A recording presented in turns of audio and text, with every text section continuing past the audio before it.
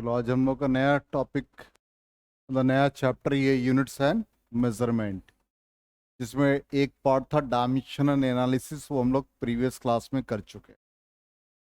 बहुत easy topic है, इसमें कुछ हम लोग प्रैक्टिकल यूनिट्स के बारे में ज़्यादा जानेंगे।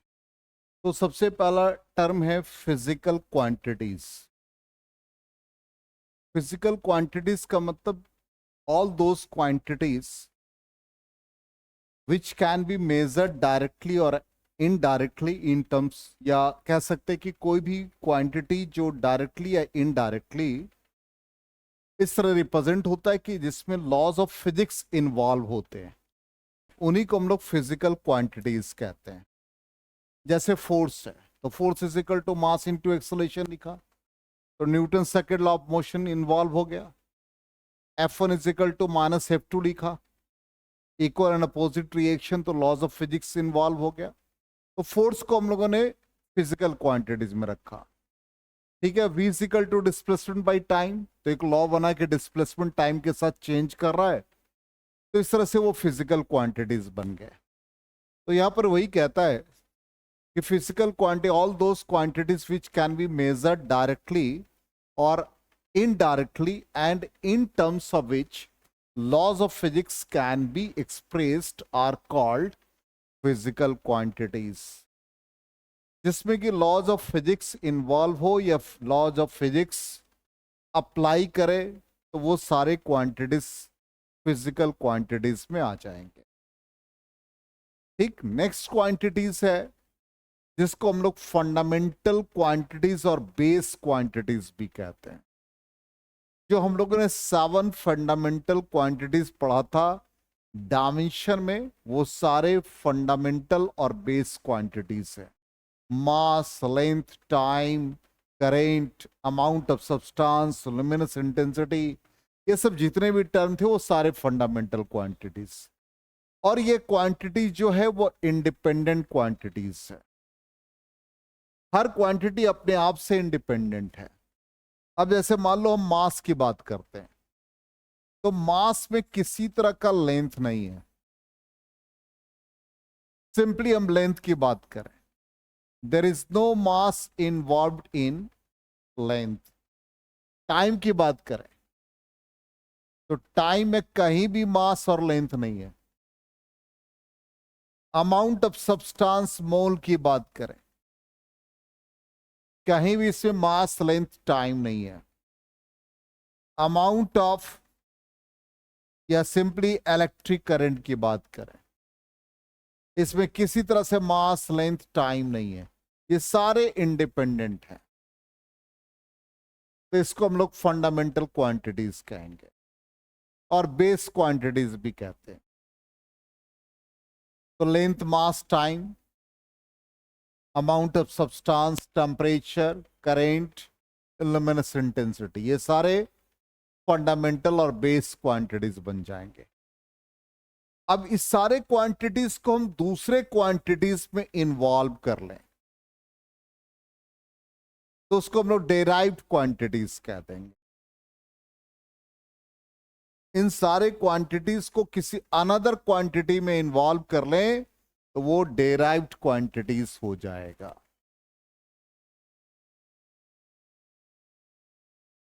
ठीक, तो नेक्स्ट है डेराइव्ड क्वांटिटीज। तो डेराइव्ड क्वांटिटीज का मतलब ये होगा physical quantities which can be derived और एक्सप्रेस्ड फ्रॉम बेस और फंडामेंटल क्वांटिटीज। इससे फंडामेंटल क्वांटिटीज का इन्वॉल्वमेंट हो जाएगा। जैसे हमने यहां पर एक एग्जांपल लिखा, मान लो हम सिंपली स्पीड या वेलोसिटी की बात कर लें, तो वेलोसिटी जब हम लिखेंगे तो velocity is equal to displacement by time. तो डिस्प्लेसमेंट को हम लोग एल से रिप्रेजेंट कर रहे हैं, या मीटर से रिप्रेजेंट कर ले, तो यहां पर ये मीटर हमारा क्या हो गया, लेंथ। इसका मतलब क्या हुआ है, ये फंडामेंटल क्वांटिटीज पे, या सिंपली हम लोग एल से बात कर लेते हैं, और ये टाइम को है टी से। इसका मतलब क्या हो गया, ये लेंथ है ये हमारा फंडामेंटल क्वांटिटीज, टाइम है फंडामेंटल क्वांटिटीज, और लेंथ बाई टाइम को वेलोसिटी से रिप्रेजेंट किया तो ये डेराइव्ड बन जाएंगे। इसका मतलब लेंथ टाइम को यूज करके हमने अनदर क्वांटिटी डेवलप किया है, इसका नाम पड़ जाएगा डेराइव्ड क्वांटिटीज।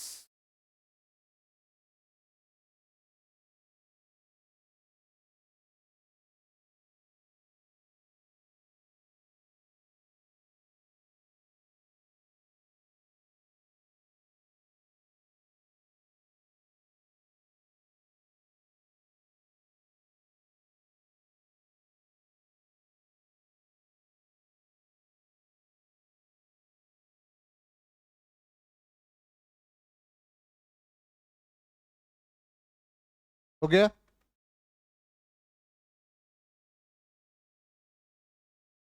अब आ जाए यूनिट। यूनिट इनफैक्ट है क्या?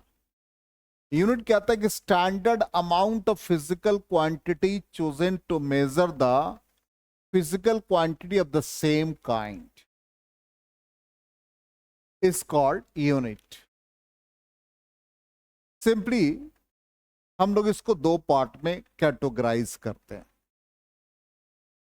जो फंडामेंटल क्वांटिटीज को हम लोग यूनिट के फॉर्म में लिख दें, जो कि इंडिपेंडेंट है, जैसे मास को किलोग्राम लिख दे, लेंथ के लिए हम लोग मीटर लेते, ये सारे फंडामेंटल यूनिट्स हो जाएंगे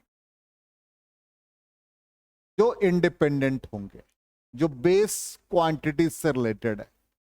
मीटर, किलोग्राम, सेकेंड, मोल, टेम्परेचर, करेंट, ठीक है, कैंडेला, ये सब जितने भी वो बेस यूनिट्स और फंडामेंटल यूनिट्स हो जाएंगे।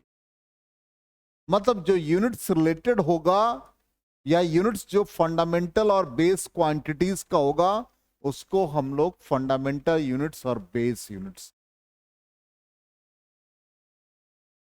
अब नेक्स्ट आ जाएंगे डेराइव्ड यूनिट्स। जितने भी यूनिट्स का कन्वर्जन हम फंडामेंटल के फॉर्म में लिख दें, वो डेराइव्ड यूनिट्स हो जाएगा। तो सिंपल है। जैसे मान लो कि हम मीटर पर सेकेंड लिख रहे हैं, तो मीटर क्या आ गया? फंडामेंटल। सेकेंड क्या आ गया? फंडामेंटल। तो बेस को हमने यूज किया। किलोग्राम पर मीटर क्यूब, तो किलोग्राम फंडामेंटल, मीटर फंडामेंटल, उसको इस टर्म में डाल दिया तो वो बन गए डेराइव्ड यूनिट्स।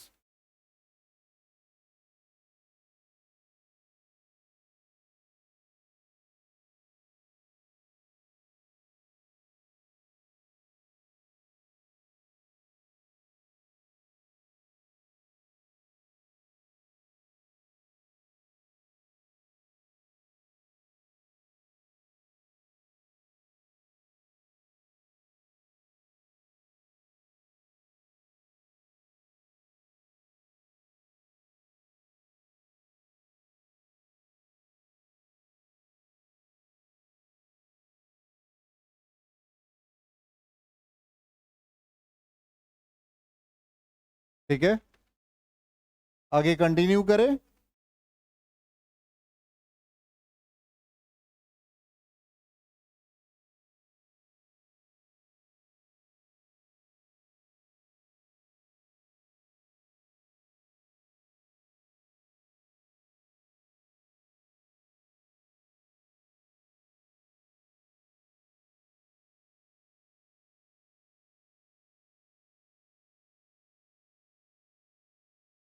चलो, अब है next part, system of units.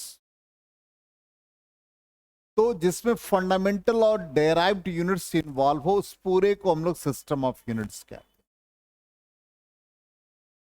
और स्टैंडर्ड यूनिट्स का एक पर्टिकुलर कैरेक्टरिस्टिक्स होता है कि जो भी हम लोग यूनिट ले रहे हैं वो वेल डिफाइंड होना चाहिए।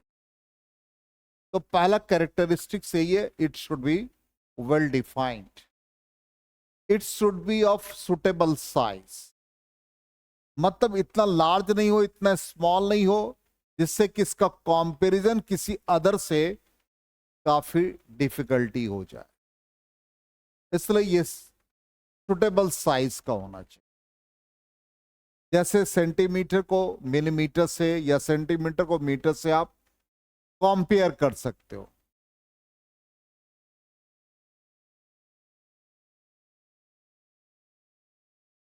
थर्ड प्रॉपर्टी कहता है इंटरनेशनली एक्सेप्टेड हो। मान लो हम लोग मीटर इंडिया में यूज कर रहे हैं तो यूएस में भी मीटर ही होना चाहिए। अब ऐसा नहीं कि यूएस में गए तो मीटर की जगह पर कुछ और हो जाए। तो यूनिट हमारा ऐसा होना चाहिए जो इंटरनेशनली एक्सेप्टेड हो।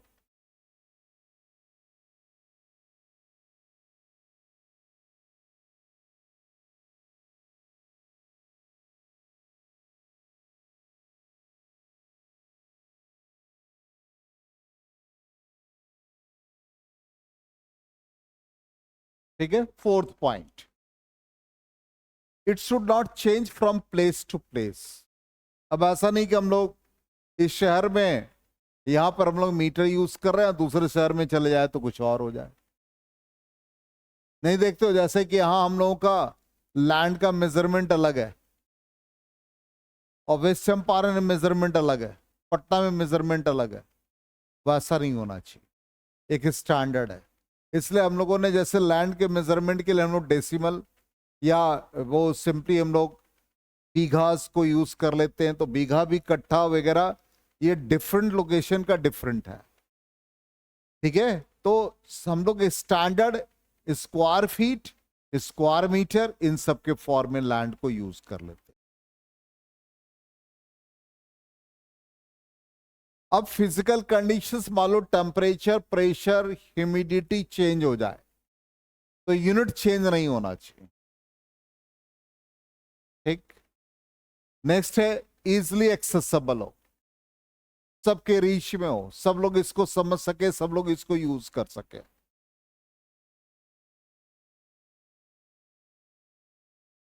तो ये सब स्टैंडर्ड यूनिट्स का अपना एक कैरेक्टरिस्टिक्स है।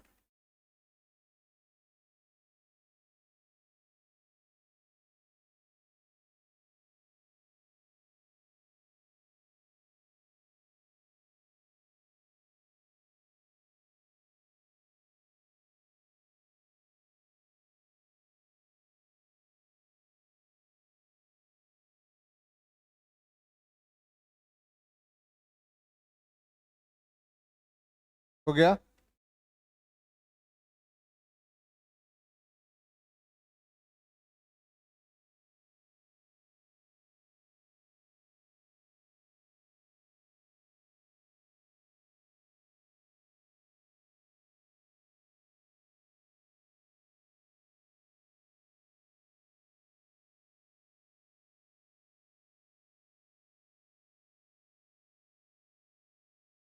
चलो इरेज करें।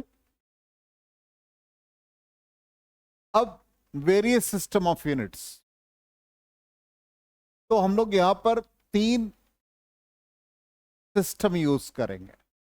एमकेएस मीटर किलो सेकेंड,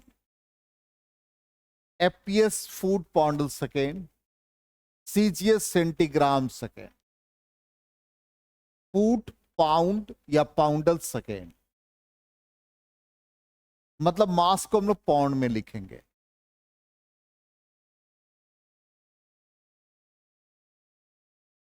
अब यहां पर एक टेबल हमने बना दिया, बड़ा इजीली समझ में आ जाएगा। जैसे क्वांटिटी मान लो लेंथ मास टाइम को लिखा, डायमेंशन तो ऑलरेडी हम लोग पढ़ चुके थे भाई, लेंथ के लिए एल, मास के लिए एम, टाइम के लिए टी। अब सिस्टम ऑफ यूनिट्स में जैसे एफपीएस में तो फुट लिख देंगे,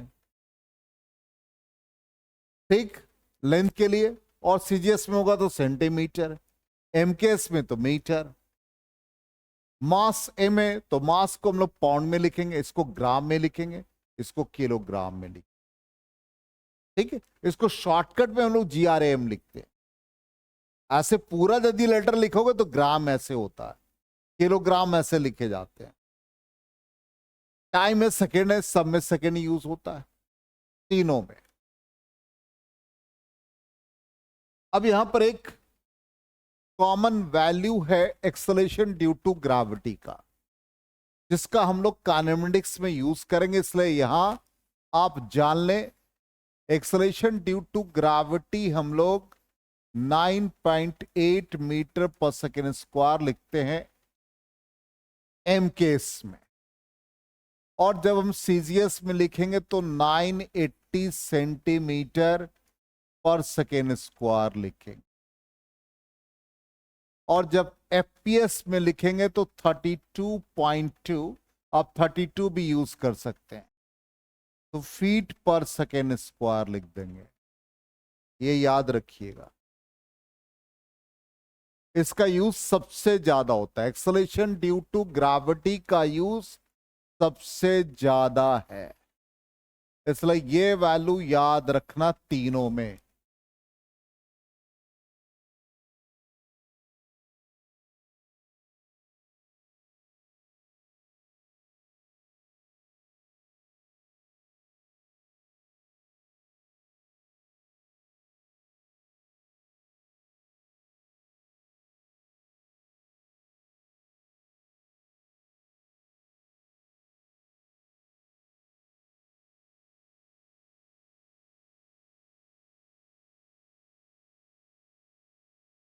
हो गया?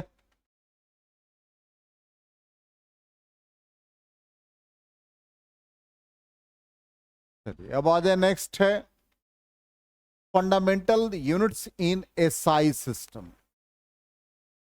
तो जो एमकेएस है वही एसआई, तो हमारे पास 7 फंडामेंटल और बेस क्वांटिटीज, उसके सिंबल, उसके एसआई यूनिट, एमकेएस यूनिट, और 2 हमारे सप्लीमेंट्री यूनिट्स होते हैं।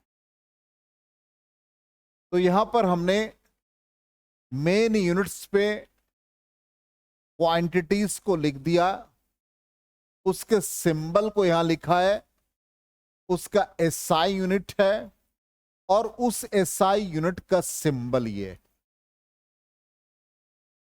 जैसे मेन यूनिट्स में लेंथ है, लेंथ का सिंबल एल एसआई यूनिट में मीटर और स्मॉल एम से रिप्रेजेंट करते हैं। मास को कैपिटल एम सिंबल में यूज करते, किलोग्राम, केजी लिख दिया, टाइम वैसे second, electric current ampere, thermodynamic temperature या सिंपल टेम्परेचर आप केल्विन में लिखेंगे, लाइट इंटेंसिटी या इंटेंसिटी सिंपल, जो लुमिनस इंटेंसिटी भी कहलाता है, कैंडेला यूज करेंगे। शॉर्टकट में हम लोग कैंडेला को सीडी लिखेंगे। अमाउंट ऑफ सब्सटेंस मोल है और यूनिट भी मोल है, लेकिन सिंबल में MOL लिखते हैं, ई नहीं लगाते हैं। प्लेन एंगल डी थीटा जो रेडियन में होगा, और शॉर्टकट में RAD।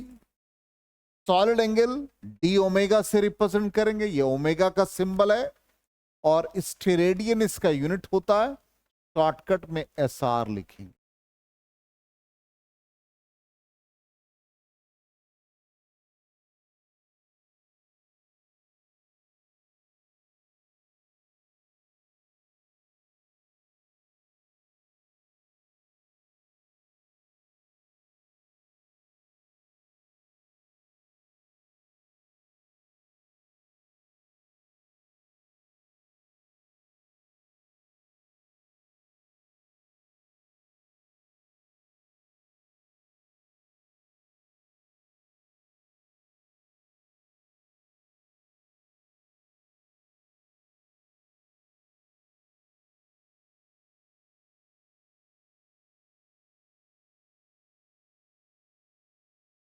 हो गया?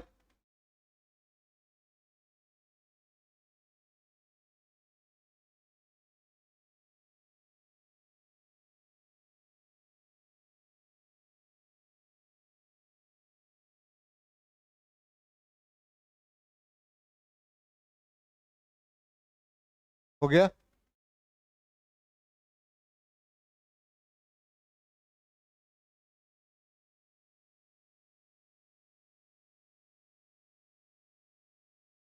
चल अब आ जाओ नेक्स्ट।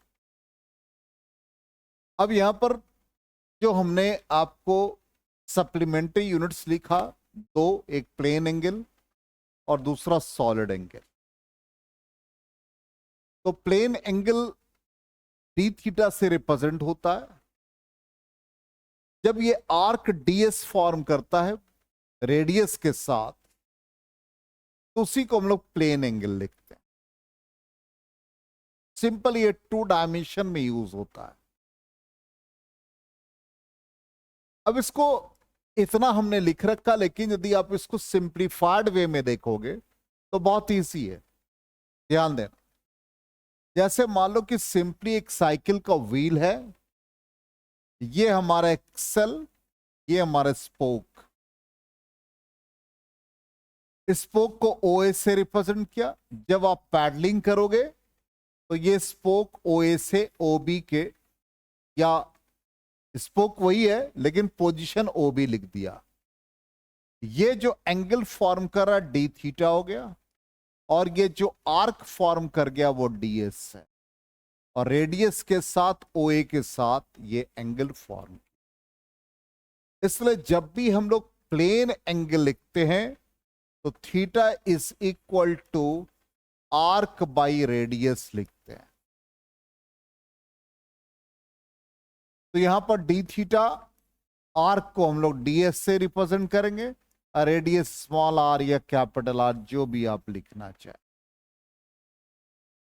अब इसका यूनिट क्या हो गया, तो यहां पर देखिए ध्यान से, डी थीटा है, तो यहां पर SI यूनिट, इसको हम लोग रेडियन में लिखते हैं। एंगल जब भी लिखा जाएगा रेडियन में।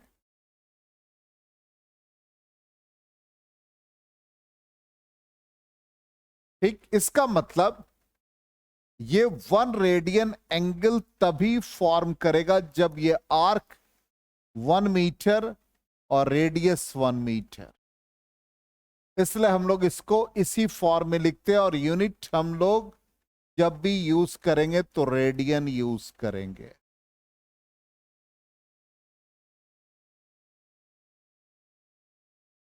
इसका मैक्सिमम वैल्यू पूरे एक सर्कुलर पार्ट में देखे तो मैक्सिमम एंगल 2 पाई।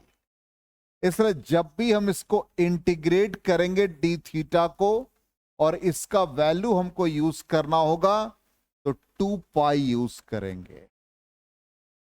ये क्लोज्ड इंटीग्रेशन कहलाता है, और पूरा एंगल यदि हम देखेंगे तो ये 2 पाई फॉर्म करेगा।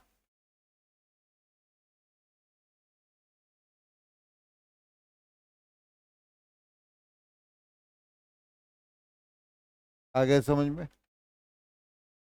तो ये प्लेन एंगल हो गया। अब दूसरा हमारा यही वैल्यू देखो लिखा हुआ है, D theta is equal to arc by radius. Arc को DS से रिप्रेजेंट किया, रेडियस को R से। तो theta is equal to arc by radius, R मतलब 1 मीटर, 1 मीटर ले लिया। यदि इक्वल आर्क जितना है उतना ही रेडियस फॉर्म कर रहा है, तो ये 1 हो गया, 1 रेडियन के बराबर हो जाए। अब नेक्स्ट है सॉलिड एंगल। सॉलिड एंगल को ओमेगा से रिप्रेजेंट करते हैं। अब ये डिफाइन कैसे करते हैं मैथमेटिकली? सिंपली मान लो ये सन से लाइट एमिट हो रहा है, एक एग्जांपल दे रहा, सन से लाइट एमिट हो रहा है, और ये अर्थ के इस सरफेस पे एक पॉइंट पर यहां और एक पॉइंट पर यहां, एक एग्जाम्पल दे रहा है। तो यहां से जो लाइट इसके स्प्रेड हो रहे हैं, और ये जो एंगल फॉर्म कर रहा पर्टिकुलर इतना सेगमेंट के लिए, ये इसका एरिया DS से रिप्रेजेंट हुआ, और angle D omega. Radius R हो गया, तो D ओमेगा लिखा जाएगा surface area by square of the radius. As for example, simply मान लो आइसक्रीम खाते हो, एक कोन जो फॉर्म कर रहा है, यही आपके कोन का सरफेस है, और ये जो एंगल फॉर्म कर रहा है ये D ओमेगा। ये रेडियस आर, और इतना ही पोर्शन आपका क्या है भाई, आइसक्रीम का पोजीशन। तो ये आपका सरफेस एरिया, तो D omega is equal to surface area जो भी होगा pi square of the radius. अब मान लो ये सरफेस एरिया एक स्फीयर का ले ले, तो ये पूरा सरफेस एरिया कितना बनेगा, ये सरफेस एरिया बन जाएगा 4 pi r square by radius r square, इसलिए इसका वैल्यू बन जाएगा 4 पाई स्टेरेडियन। इसलिए जब भी हम लोग इंटीग्रल फॉर्म में यूज करेंगे तो डी ओमेगा का वैल्यू हम लोग क्या लिखेंगे, 4 pi. Maximum value of solid angle is 4 pi steradian.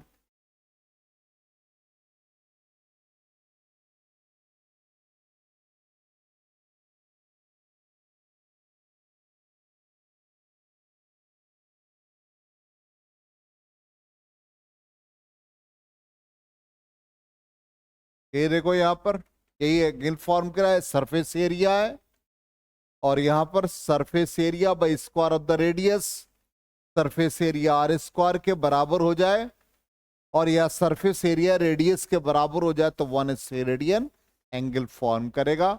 Omega से लिखो या डी ओमेगा से। अब आ जाए कुछ इंपॉर्टेंट पॉइंट्स। जब किसी यूनिट को हम लोग लिखते हैं तो कुछ इंपॉर्टेंट पॉइंट्स को ध्यान में रखते हैं। यदि हम यूनिट लिखते किसी पर्सन के नाम पर, तो उस कंडीशन में जैसे हम लोग यूनिट का नाम लिख रहे हैं after a person, the unit is not written in capital letters, capital letter में नहीं लिखते। जैसे हम लोग जूल लिखते हैं तो जे स्मॉल से लिखते हैं, ठीक है ना, और सिंबल लिखेंगे तब तो जे कैपिटल लिखेंगे, पूरा नाम लिखेंगे तो स्मॉल लेटर। न्यूटन यदि पूरा लिखना है तो NEWTON, और सिंबल लिखेंगे तो कैपिटल N यूज करेंगे। इस चीज का ध्यान रखना। दूसरा कहता सिंबल्स यदि होगा तो देख लो, जैसे हम 70 मीटर लिख रहे हैं तो 70 मीटर्स नहीं लिख सकते, प्लूरल फॉर्म में नहीं लिख सकते। 10 न्यूटन लिख रहे हैं तो 10 न्यूटन्स नहीं लिख सकते, ठीक। और पंक्चुएशन मार्क्स कभी भी नहीं लिखते आफ्टर द यूनिट। जैसे 1 लीटर 1000 सीसी है तो कभी इसको C.C नहीं लिखेंगे, सीसी एक साथ लिखेंगे। तो ये सब एक इंपॉर्टेंट पॉइंट्स में हमने कन्वर्ट कर दिया। तो ये 3 इंपॉर्टेंट पार्ट है यूनिट को लिखने का तरीका।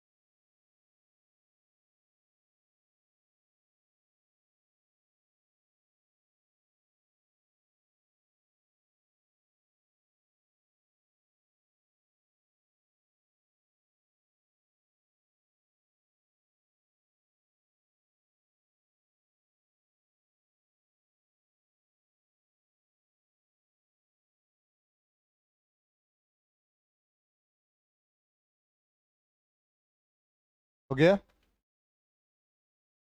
तो ये इंपॉर्टेंट पॉइंट्स। अब हम लोग नेक्स्ट पढ़ेंगे जितने भी प्रैक्टिकल यूनिट्स हैं, थोड़ा सा ब्रीफ कर दे रहे हैं। तो प्रैक्टिकल यूनिट्स में जैसे लाइट ईयर होगा, तो लाइट ईयर क्या होता है कि लाइट को 8 मिनट लगता है ट्रैवल करने के लिए सन से अर्थ। तो ये पूरा जो डिस्टेंस आता है वो इस फॉर्म में 1581 लाइट ईयर्स के फॉर्म में। तो यहां पर लाइट ईयर का मतलब distance travel by the light in vacuum in 1 year. तो डिस्टेंस ट्रैवल हम लोग जो यूज करते हैं, इसका कैलकुलेशन हम लोग करते हैं S is equal to velocity into time. तो C क्या हो गया, लाइट का स्पीड, V की जगह पर C यूज कर रहे हैं, और C हम लोग यूज करेंगे 3 इंटू 10⁸ और 1 ईयर के लिए जो टाइम पीरियड लिखेंगे वो 365.25 days. 1 day 24 hours, and hours को लिखेंगे 60 मिनट और मिनट को सेकेंड में। इन सब को हम मल्टीप्लाई करके सॉल्व करते हैं तो इट बिकम्स 9.46 इंटू 10⁻15 मीटर। इसलिए 1 लाइट ईयर का वैल्यू आ जाता है 9.46 into 10⁻15 metre. It is the distance travel by the light in 1 year. ये सब प्रैक्टिकल यूनिट्स हैं।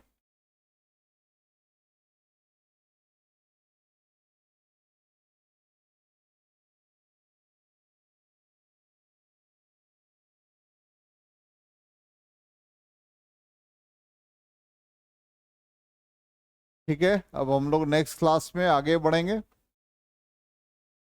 और भी प्रैक्टिकल यूनिट्स को यूज करेंगे।